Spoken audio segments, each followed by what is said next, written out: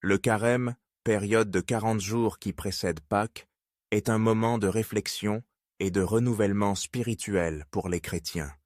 C'est un temps où la communauté des croyants se rassemble autour d'exercices de piété qui visent à renforcer leur foi et à approfondir leur relation avec Dieu. Pendant ces semaines, chacun est appelé à se plonger dans une introspection sincère, à se détourner des distractions du quotidien et à se rapprocher des valeurs fondamentales du christianisme.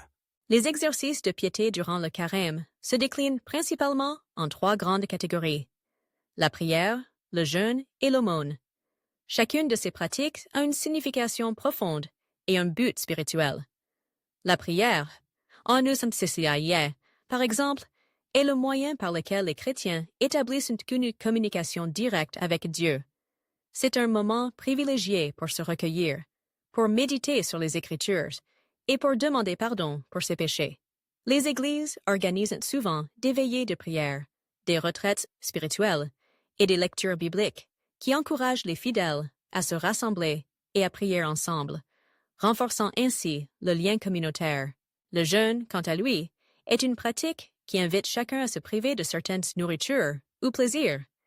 Cette abstinence n'est pas une fin en soi, mais un moyen de se rappeler la fragilité de la vie humaine et de se concentrer sur l'essentiel.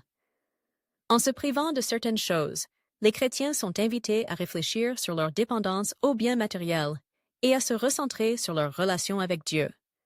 Le jeûne peut également prendre des formes diverses. Il peut s'agir d'un jeûne total d'aliments, d'un jeûne partiel, ou même d'une abstention de certaines activités, comme les réseaux sociaux, qui peuvent détourner l'attention de la prière et de la méditation. Ce sacrifice personnel est souvent perçu comme une manière de purifier son âme et de se préparer à la célébration de la résurrection du Christ. L'aumône, enfin, est une autre dimension essentielle du carême. Elle rappelle aux chrétiens l'importance de la solidarité et du partage. En donnant aux plus démunis, en soutenant des œuvres caritatives ou en consacrant du temps aux autres, les fidèles mettent en pratique les enseignements du Christ sur l'amour du prochain. L'aumône est ainsi un acte de générosité qui permet de sortir de soi-même et de s'ouvrir aux souffrances des autres. Cela renforce non seulement la communauté, mais aussi la conscience de chacun quant à sa responsabilité sociale et spirituelle.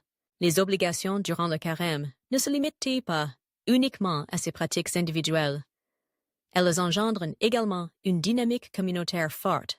Les églises organisent des activités collectives, des messes spéciales, des célébrations et des moments de partage qui rassemblent les fidèles autour d'un même objectif: grandir dans la foi. Ces moments de communion renforcent le sentiment d'appartenance à une famille spirituelle, où chacun est soutenu dans son cheminement personnel. Le carême est également un temps de conversion. Les chrétiens sont encouragés à examiner leur vie, à identifier leurs manquements et à chercher des moyens de s'améliorer. C'est un moment propice pour faire le bilan de ses actions et pour envisager des changements positifs. Les sermons et les enseignements durant cette période insistent souvent sur l'importance de la miséricorde, du pardon et de la réconciliation, tant avec soi-même qu'avec les autres. À travers ces exercices de piété et ces obligations, le carême devient une véritable école de la foi. Il enseigne la patience, la persévérance et l'amour inconditionnel. C'est une invitation à se tourner vers l'essentiel, à redécouvrir la joie de la rencontre avec Dieu et à vivre pleinement la solidarité humaine. En fin de compte, le carême n'est pas seulement une période de privation, mais un chemin vers une vie spirituelle plus riche et épanouissante, une préparation à célébrer la résurrection du Christ avec un cœur renouvelé.